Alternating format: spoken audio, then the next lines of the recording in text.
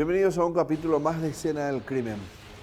Era octubre, prácticamente la segunda semana iba cerrando y la policía, la ciudadanía estaba conmovida y muy concentrada en la desesperación, en la desaparición del hijo del empresario Luis Riquelme, Amín Riquelme.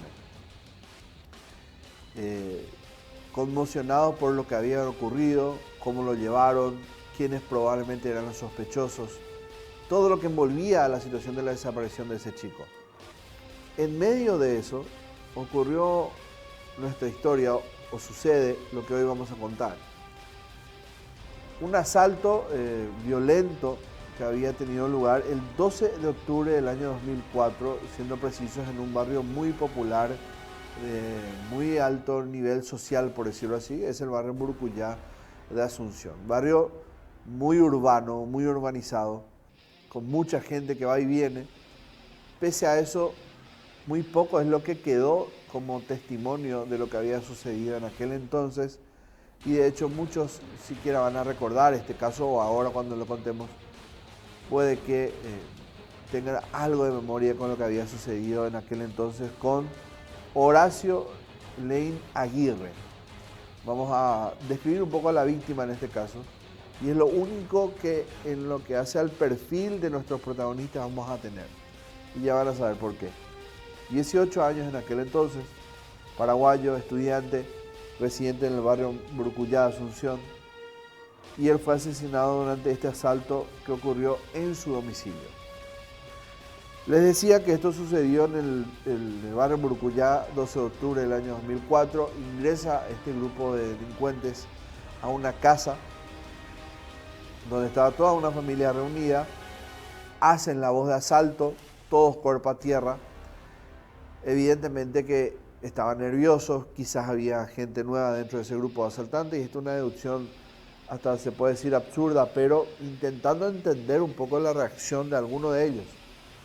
Porque en el caso de Horacio, no hizo ningún movimiento brusco al menos, o que pueda llamar la atención en el sentido de ponerlo en alerta, amenazar a los delincuentes. Él simplemente se asomó para ver qué ocurría, y eso le costó la vida.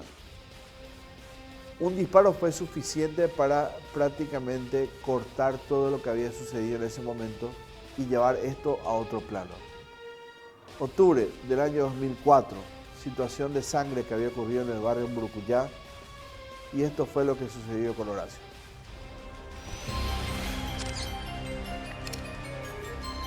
¿Qué pasó? Toda la familia estaba reunida en casa. El reloj sigilosamente alcanzaba la hora 19 del 12 de octubre del año 2004. En el tranquilo y residencial barrio Murucuyá de Asunción, con amor y paciencia, Marta de Aguirre acompañaba la tarde de estudios de sus 3 hijos. Como un martes cualquiera, en la sala de la casa de la familia Lein de Aguirre, en la vivienda número 837, situada sobre las calles Sargento I Juan Isfrán y Teniente Flores, nadie siquiera atinó a imaginar la desgracia. Teníamos en ese entonces una sola computadora, no era, era lo normal de aquella época. Por lo menos el que podía tener tenía una, no era como hoy en día todo el mundo tiene su tablet y demás yerba. Y ahí se estudiaba, estaba haciendo búsqueda de información y todo eso. De un momento a otro, pasaron de estar sonriendo en la sala, prestos para cenar, a encontrar sus rostros contra el suelo, como una ineludible orden impuesta por 2 hombres que aseguraron no escatimar en el uso de sus armas. Los delincuentes habían ingresado a la casa sin que nadie se diera cuenta, ni la familia, ni los vecinos, ni las empleadas, que entre cuchicheos cocinaban la cena de aquella tarde-noche trágica. Con gritos de cuerpo a tierra, cubrieron su entrada. Toda la familia tuvo que echarse al suelo boca abajo. Ninguno de ellos podía ver lo que pasaba. Ellos entraron por la parte del servicio. Sí, por la parte de servicio, por la puerta de servicio, de la cocina, mejor dicho. Y salieron por el portón de servicio. Teóricamente saltaron por la muralla del patio, teóricamente, pero nunca se pudo comprobar eso.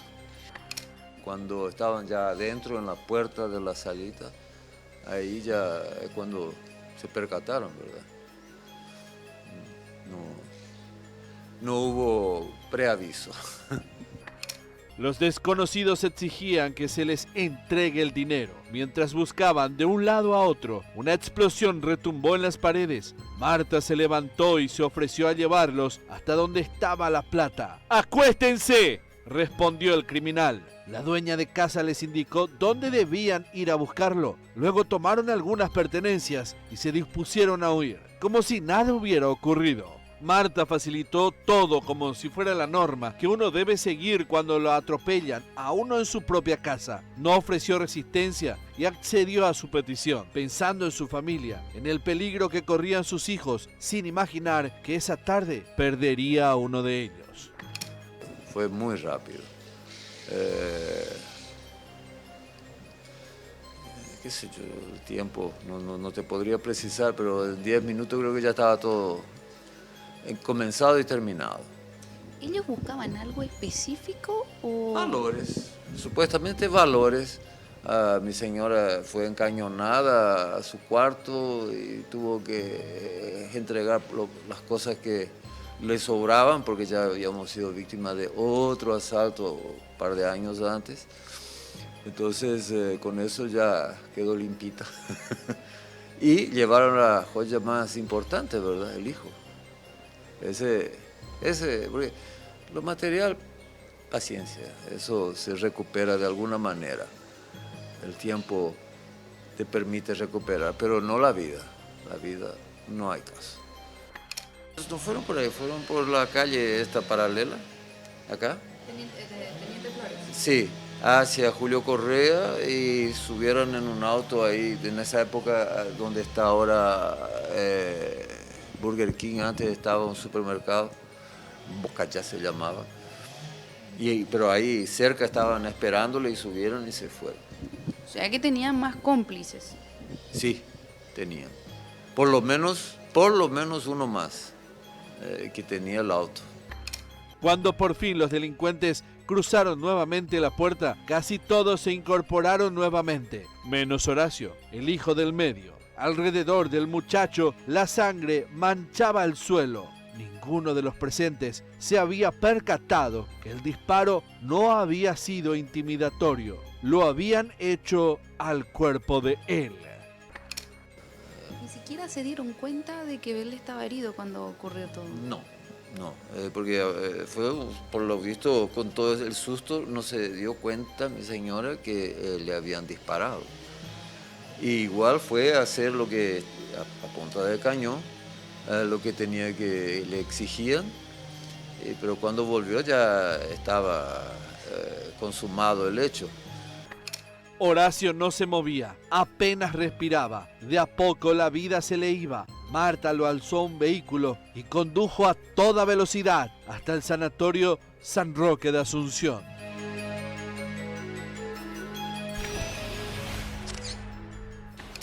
La agonía fue larga, él estaba muy herido, evidentemente que el disparo recibió en un sector que los pronósticos médicos hacen que evidentemente sean muy bajos. Finalmente se da el fallecimiento de Horacio, esto ocurrió el 12, prácticamente en la madrugada del 13. Ese día iba a ser realmente trágico porque horas después nada más iban a encontrar el cuerpo de Amin. Y esto lo hacemos referencia porque quiero simplemente dejar lo siguiente, y esto lo voy a arrastrar durante toda la historia. Prácticamente toda la fuerza policial estaba concentrada en la desaparición de Amin y no se tomaron los recaudos de preservar también de alguna manera lo que había ocurrido en este caso.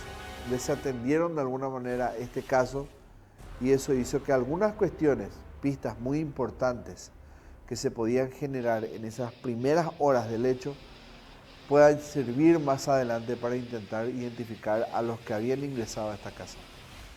Pero ahora nos enfocamos en esto. Horacio falleció durante la madrugada, muy pocas horas. Intentó de alguna manera sobrevivir al ataque a balazos que había sucedido en su casa, pero no pudo. y la familia evidentemente quedó destruida tras recibir la noticia e intentaban al menos de alguna manera que la policía los escuche, que la fiscalía le preste atención, pero muy poco se iba a poder lograr. Horacio finalmente falleció.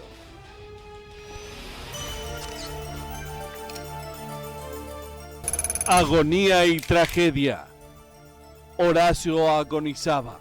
El camino al Sanatorio San Roque de Asunción pareció más largo que el mismo asalto para sus familiares. Cuando llegaron al Sanatorio San Roque, lo ingresaron directo a la sala quirófano. Junto con el muchacho de 17 años, los médicos luchaban para que se salve. La familia no lograba comprender cómo aquello había ocurrido. Por solo levantar mínimamente la cabeza, Horacio se debatía entre la vida y la muerte. Pero en el amanecer del miércoles 13 de octubre, una de las primeras trágicas noticias que darían a conocer los noticieros matutinos sería su muerte. El reloj marcaba exactamente las 3:30 de la madrugada. Cuando el corazón de Horacio se detuvo, ya no logró salir de aquella situación. 2 sujetos es lo que ellos pudieron ver, 2 sujetos que ingresaron en una de las habitaciones, ¿verdad? Y arma en mano uno le redujeron a las víctimas y le hicieron tender boca abajo en el piso con la estricta orden de que no le mirara. ¿Y este chico les miró y por eso sin media palabras le disparó? Efectivamente, lastimosamente levantó la cabeza como para dirigirle la vista y recibió un impacto de bala. Y a consecuencia de eso, esta madrugada a las 03 horas aproximadamente dejó de existir. ¿Qué pudieron llevarse de la casa de comisaría? Y se maneja que dinero en efectivo y joyas. Ahí lo llevaron rápidamente al sanatorio donde yo llegué y a la madrugada se murió. El disparo que había recibido en la cabeza había causado irreparables daños. Al hospital había llegado muy grave. Luego de los intentos médicos por detener el daño, declararon su muerte cerebral. El proyectil le había sacado cualquier esperanza de despertar nuevamente. Luego de 8 horas de agonía, falleció. Su deceso fue el primer golpe de aquel día. 2 horas y media más tarde se conocería la segunda. En un barrio de Luque, el escolar Aníbal Amin Riquelme sería el segundo personaje de aquel negro miércoles de octubre.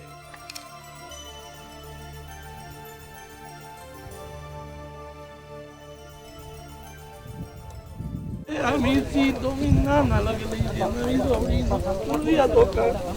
Mi nana, lo que le hicieron a mi rey. Mi nana, poco, mi sobrinito. Porque esta criatura nunca le hizo nada para nadie. ¿Se confirma, Juanita? Se confirma, misma con eso. Es el tío. Tiene golpe en su piernita, lado izquierdo, ¿verdad? Tiene golpes varios en las piernas. Está acá con su shortcito del colegio y su remera de básquetbol, esa blanca y celeste. Es Luis, yo le conozco a mi sobrino. Y tiene muchos golpes. No hay tiro.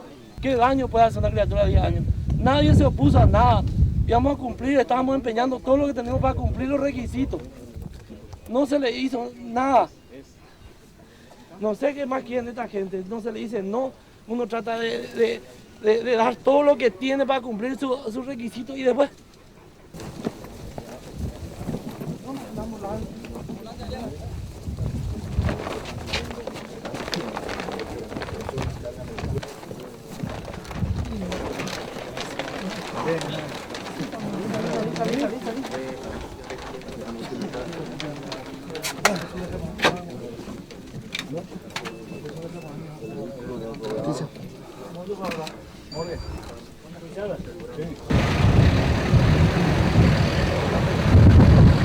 Aña putia, ahora se la caja, ahí para comisaría veo, ya ver, hace que se cuadra por capaz, pues se sigue. Ajá, ahora se la comisaría vamos a me yo le informo. A me van a informe allá, oye, por la verdad que se pero yo no deja, no sé, yo no puedo timbar la que sabe. Để để sang để là ô giờ rằng quay lại là penita y bên đây. No, mo bisa sa tama hora se Là ở đâu cả là Más, No, la de Topán de Ciudad, ¿verdad? a menos de las 6:15 voy a ayudar a la cara. Más o menos. ¿Ahora dónde le ayudas a Topán? Más o menos de 6:15 voy. Lamentables Así mismo, que esa misma noche que murió Horacio, se descubrió lo de Amin. Compartimos momentos de mucho dolor con toda la ciudadanía, no solo por nuestro hijo, pero también por los hijos de Amin. Cecilia estaba también todavía secuestrada, fue un momento muy, muy difícil para los padres y supongo que para la sociedad entera, porque no da gusto. Y no importa acá quién es, el dolor es el mismo. Conocido, desconocido, no importa. Los padres, las familias y la sociedad sufren lo mismo.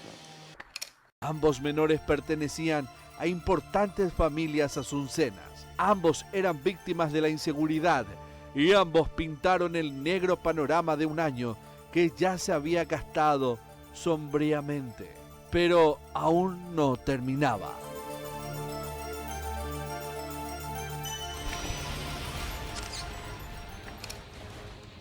Evidentemente la familia estaba destruida por todo esto y algo se tenía que hacer, al menos determinar médicamente cuál fue el motivo de la muerte de Horacio. El forense en aquel entonces encontró un certero disparo en la cabeza que acabó con la vida de Horacio Lane Aguirre. El disparo atravesó la frente de este joven, produciendo una herida de entrada y salida. Su muerte fue diagnosticada como traumatismo grave de cráneo, de acuerdo con el informe médico emitido por el Hospital San Roque, que fue hasta donde él fue auxiliado. Su muerte se produjo cerca de las 3 horas con 30 minutos de la madrugada del 13 de octubre, pese al gran esfuerzo que hicieron los médicos para mantenerlo con vida. Es lo que se determinó. El disparo fue muy preciso en la cabeza y eso evidentemente que puso prácticamente una sentencia de muerte sobre este chico debido al calibre y otras circunstancias en ese momento. Vamos a hacer la primera pausa en escena del crimen y al volver, evidentemente la historia no está del todo contada. Lo que había ocurrido con Horacio en aquel octubre daría mucho de qué hablar, pero en un aspecto en comparación a lo que había sucedido con Amin, desproporcionado, la presión hasta mediática era muy baja y eso hacía que evidentemente la investigación sea lenta, se afloja, pálida y no haya tenido evidentemente el final que se esperaba. Vamos a hacer el primer corte y ya volvemos.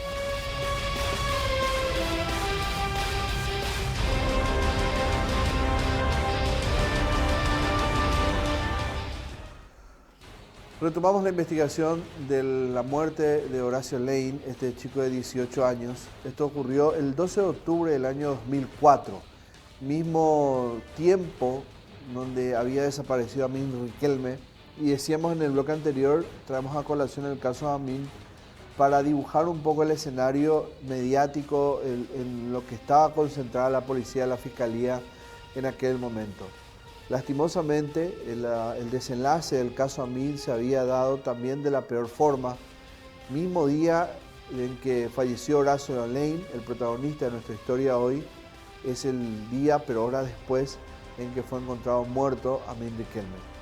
Sin duda, una jornada trágica para dos familias en aquel momento, pero con una policía devastada o saturada de trabajo, que quizás no estuvo del todo inmersa en el caso de Horacio Lane para determinar quiénes fueron los autores de este caso.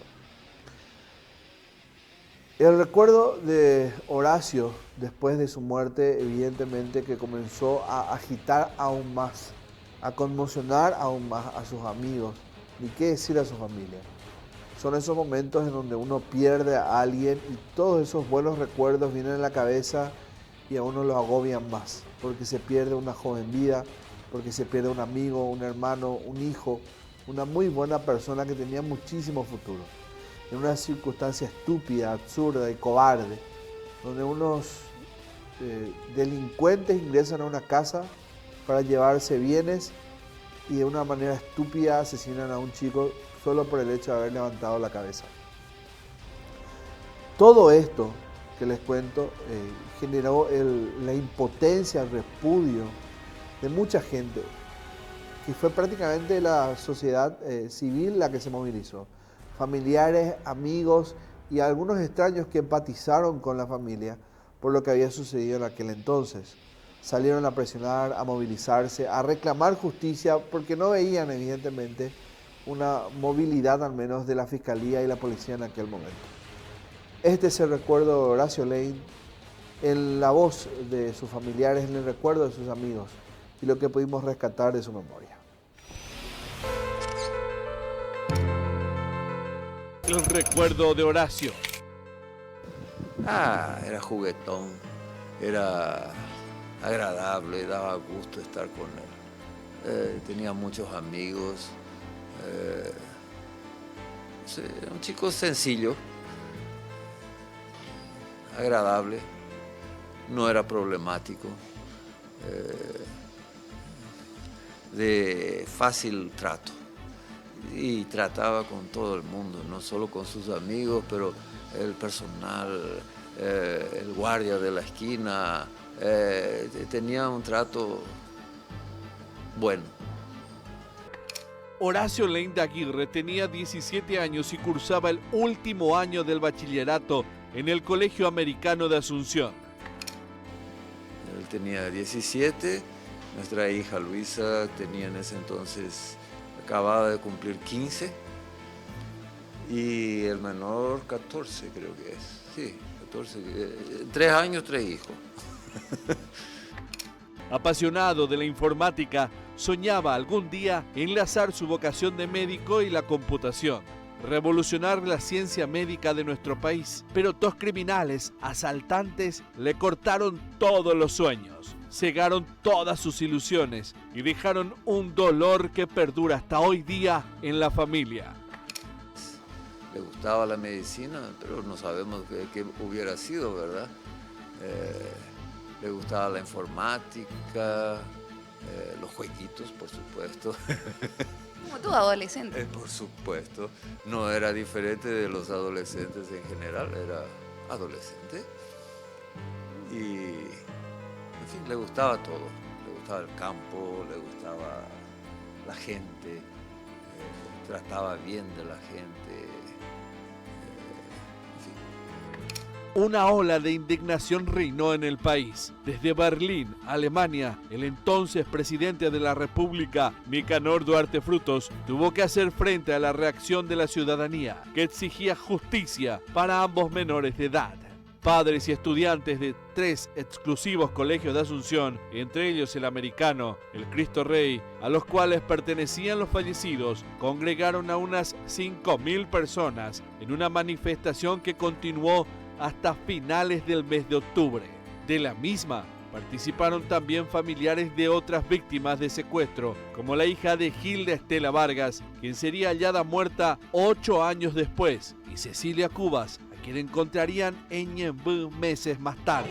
Volverá contigo a bienandanza, con su fama de lucir, y en los anales de tu noble historia, te lo juramos, va nuestro valor, a escribir la página de gloria, del honor, del honor, del honor. Las inmediatas manifestaciones y protestas contra la inseguridad que se gestaron en las calles de la capital inspiraron una serie de cambios no solo en la cúpula policial, también en el ministerio del cual dependen las fuerzas del orden. El entonces ministro del Interior, Orlando Fiorotto, fue reemplazado por el abogado Nelson Mora, mientras que el comandante de la policía, el comisario Humberto Núñez, fue sustituido por el comisario Carlos Zelaya, ambos hombres de confianza del presidente. En una rueda de prensa, los nuevos hombres del gobierno prometieron empeñar todos sus esfuerzos en aclarar ambos asesinatos. La prensa internacional se hizo eco de todas esas movilizaciones. Pero la justicia en nuestro país tardaría en llegar y en uno de los casos nunca lo hizo. Sí le gustaba el deporte, pero no era excepcional realmente. Pero dio, por ejemplo, ese año tuvo una gran recuperación, porque como era el último año, entonces se dio cuenta y mediante la mamá, que era su ángel de la guardia siempre, estudió bastante y salió muy bien. Y tanto que en el colegio hay un premio para los chicos que muestran una gran recuperación. Ese premio se llama Horacio Lane. Sí, y el colegio instituyó, ¿no?, en homenaje. Y sí. Entonces hasta hoy día lo recuerdan en el Colegio Americano. Sí, todos los años el premio Horacio Lane para el que se ha mostrado de buena recuperación.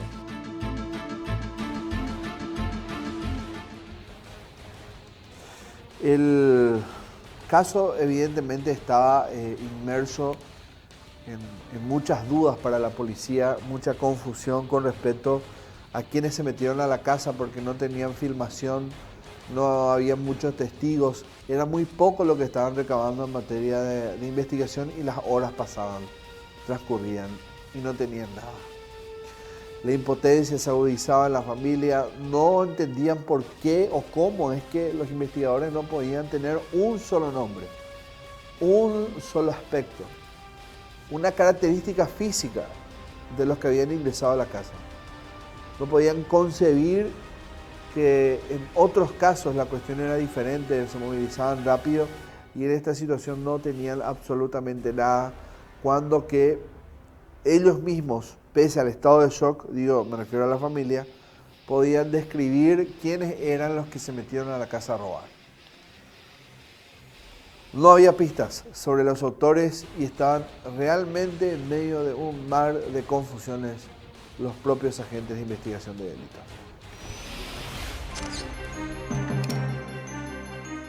La investigación. El tenso ambiente no solo generó la onda de indignación de la ciudadanía, también puso bajo presión a las autoridades policiales y fiscales, que intentaron el mejor esfuerzo en la investigación de ambos casos. Agentes de la División de Homicidios del Departamento de Investigación de Delitos de Asunción se abocaron a la tarea de encontrar a los asesinos. En torno al homicidio de Horacio Lane, desde el principio se manejaron dos nombres. Uno de ellos era de un menor, de la misma edad que el fallecido. Como encargada de la investigación estuvo la fiscala Teresa Rojas.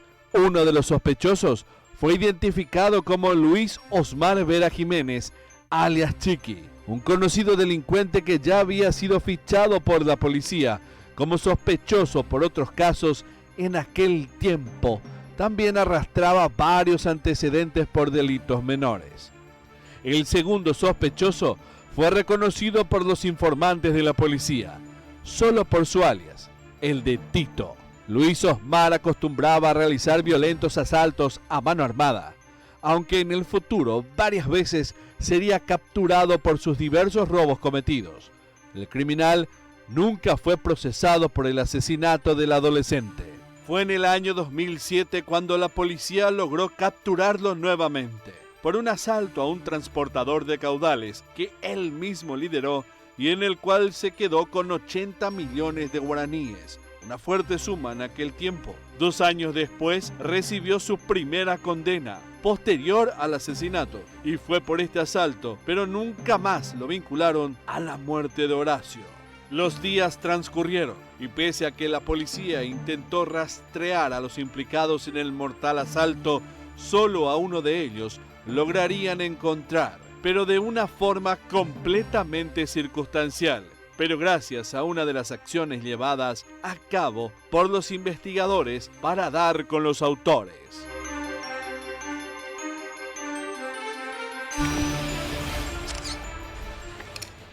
Había muy poco, yo les decía en un principio, pero al menos un poquitito surgió después.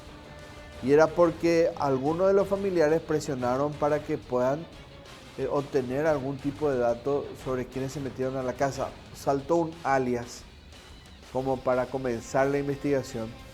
Después se aportaron algunas características y se dibujaron 2 identikits de quienes podían haberse metido a la casa. 2 sospechosos. Pero fue estéril.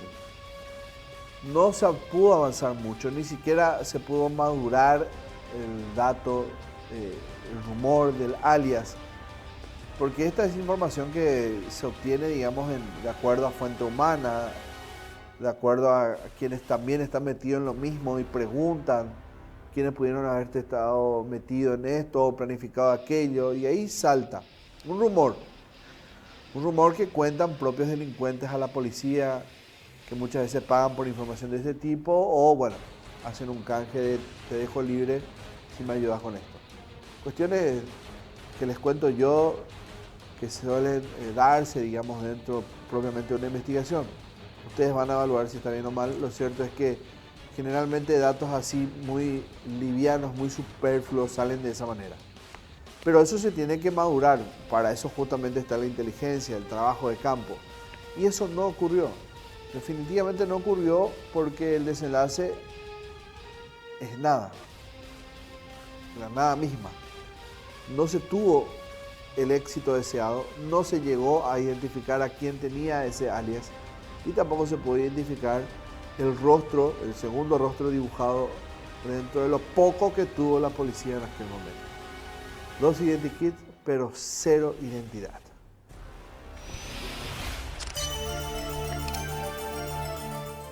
Los identikits.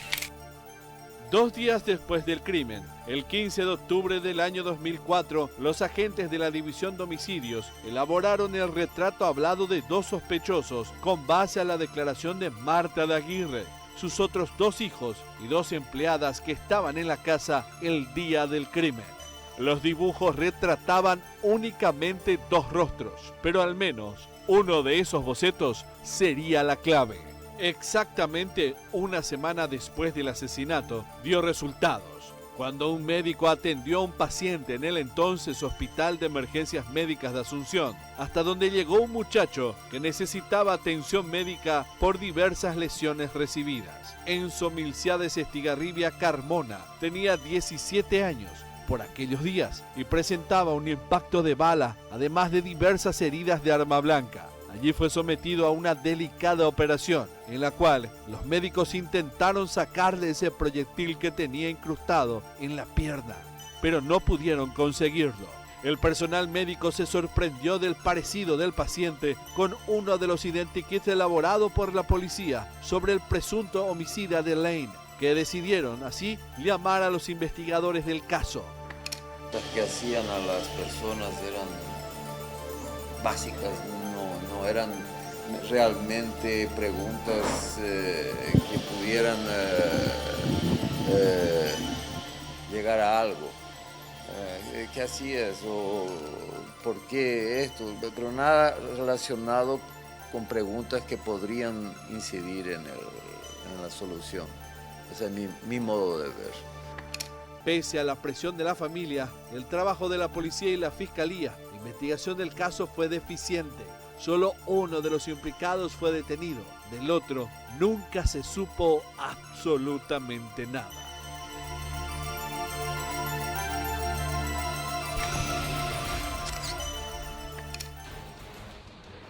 Era el 12 de octubre del año 2009, Horacio Lane y su familia fueron tomados por asalto y de rehén en su casa en el barrio Mburucuyá de Asunción.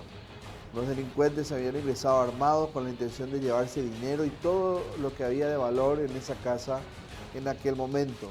Nerviosos, ofuscados, le ordenaron a todos que se quedaran cuerpo a tierra. Horacio, en medio de eso, levantó la cabeza, se asomó para ver qué era lo que ocurría y recibió un disparo en la cabeza misma que horas después le provocó la muerte. Pese al gran esfuerzo que hicieron médicos de salvarlo, no hubo caso. La herida era tan grave que falleció a consecuencia de ese traumatismo de cráneo que le produjo ese disparo. Sí hubo una investigación, sí se hizo algo porque era de hacerse, tenía que hacerse, pero no mucho se pudo recabar. En su recuerdo, la familia no solo adolece lo buen chico que era, sino que lo poco que se hizo para intentar esclarecer el crimen. Y si en algo alguien se manifestó, fue solo la familia y algunos amigos que reclamaron justicia para Horacio. Mucho fue el tiempo que se intentó esclarecer el caso, se obtuvieron 2 identikits, se generaron 2 retratos hablados, un alias en esos 2 identikits, pero muy poco dato que pueda llevar a identificar certeramente a quienes correspondían esos bocetos. Nada prácticamente, para resumir. Y así estaba la investigación, inmerso en la esterilidad misma de que la policía o de quienes pudieran ser investigadores. De una policía que, les decía yo, estaba muy concentrada quizás en el caso Amim, que no pudo disgregar otro grupo de investigación para poder esclarecer este caso. A la vuelta del corte vamos a tener la última parte de esta historia. Pausa y ya volvemos.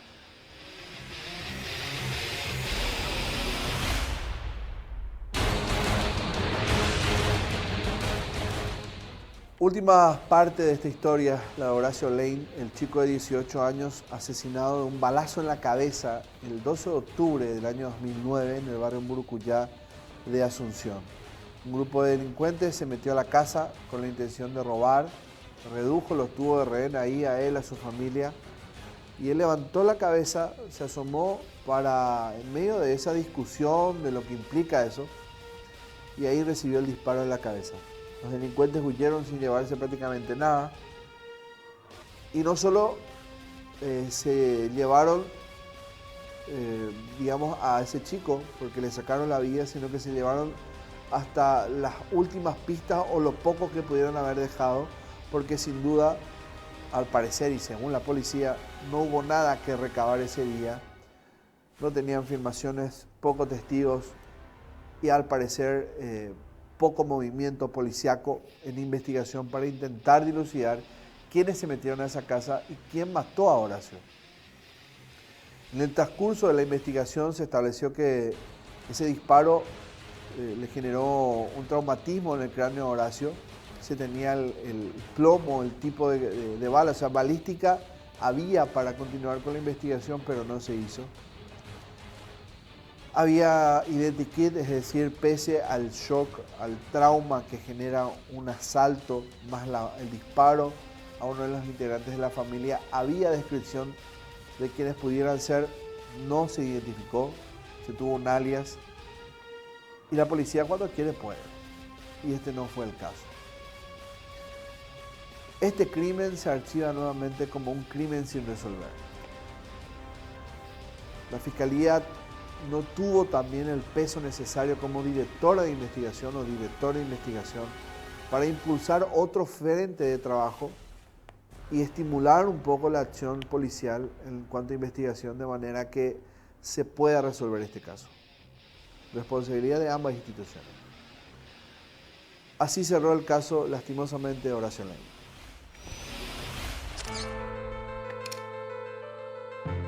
Crimen sin resolver. Tenemos memorias maravillosas y un montón de amigos que nos ayudaron, la familia que nos ayudó, la religión que nos ayudó. Uno descubre un montón de cosas Para sobrellevar esto. que nos hicieran revivir. Y uno tiene que revivir porque tenemos otros 2 hijos y tenemos la pareja uno con el otro. Entonces,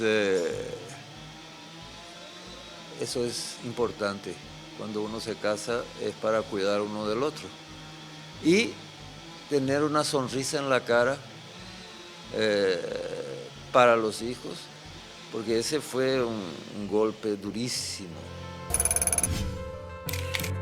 Mira, fuimos varias veces, mi señora la que tenía que apechugar, porque yo no estaba en casa en ese momento. Y le acompañaba, por supuesto, a identificar muchos. pero no hubo ninguno que uno pudiera decir, este fue. No. Y si no es así, no podemos condenar a nadie. Por ganas de condenar a alguien para encontrar un culpable, así que no sea, no. Tiene que ser. Si no, no justifica. Si no, uno se pone en una posición terrible. O sea que no hubo condenados en este caso. Nada, no hubo nada. Ni siquiera detenidos que puedan decirse que tuvieron algo que ver. No, nada. Los años pasaron y la causa quedó ahí. En el Oparey. Esa es la pura verdad. No hay nada. Entonces ya uno encomienda a la justicia divina, porque la humana no anduvo. Usted me comentaba de que las empleadas tenían la directiva, ¿verdad?, de tener cerrada siempre la puerta, Eso perdón. es lo que siempre decimos, pero en el trajín del día no necesariamente se cumple, ¿verdad? Porque llavear y desllavear cada vez que pasas no ocurre. Esa es la realidad de la cosa. Pero sí, si uno va a estar adentro un tiempo, entonces distraído, es mejor cerrar. ¿No hubo sospechas tampoco con alguien de adentro? Sospechas siempre hay finalmente, ¿verdad? Pero de ahí que uno pueda comprobar no es fácil. Y eso es el trabajo de la fiscalía y de la policía. Y hoy en día es muy limitada la forma de actuar. Y uno no puede decir a la policía o a la fiscalía cómo ellos tienen que actuar. Ellos actúan como saben que tienen que hacer. Y bueno, eso no va de acuerdo a la angustia de las víctimas, que en este caso somos los padres, víctimas de ese problema. No coincide una cosa con otra, pero uno tiene que aguantarse. Era como que conocían la casa, me decía hace rato. Me daba ¿Cómo? la sensación que no era, porque no trataron de salir por otros lados. Se fueron a donde estaba un portón. Y hay paredes, puertas en el camino. Fueron sin problema. O sea que puede ser que conocieron la casa previamente. No te puedo afirmar. Capaz estuvieron estudiando previamente al... Todo es posible. Pero nada de eso se pudo aprofundizar, lastimosamente. A esta altura no tenemos motivo de estar acusando ni poniendo culpas a nadie, pero no avanzó como debería haber avanzado, en mi opinión. Por suerte, siempre nos decíamos lo tanto que nos queríamos. Eso también ayuda muchísimo.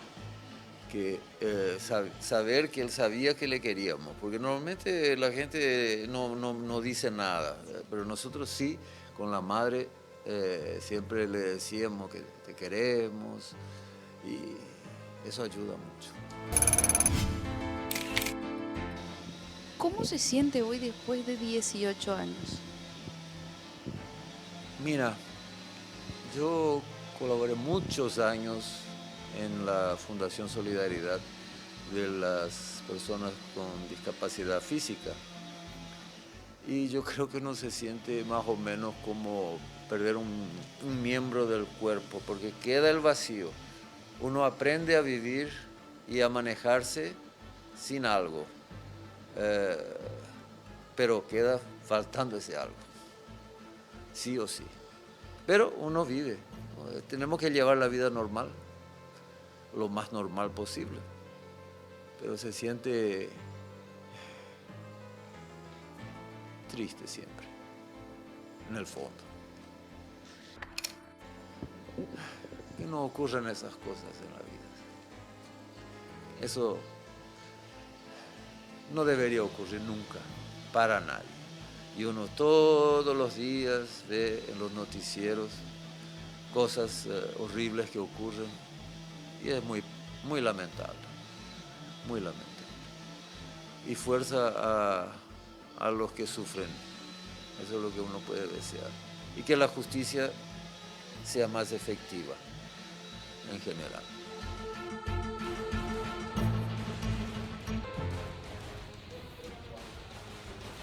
Y estos son lastimosamente los casos que muchas veces nos cuestan relatar, porque si bien la vida no se recupera, en escena del crimen siempre trabajamos como para revivir la memoria, para resaltar ciertos aspectos negativos en una investigación, procurar al menos, porque tampoco nos creemos expertos o jueces en esto, pero sí dejar expuesto al menos ciertas circunstancias que solo utilizando el sentido común ya uno puede notarlo y que quizás sirva de alguna manera para corregir ciertos aspectos del futuro o en el futuro dentro de una investigación.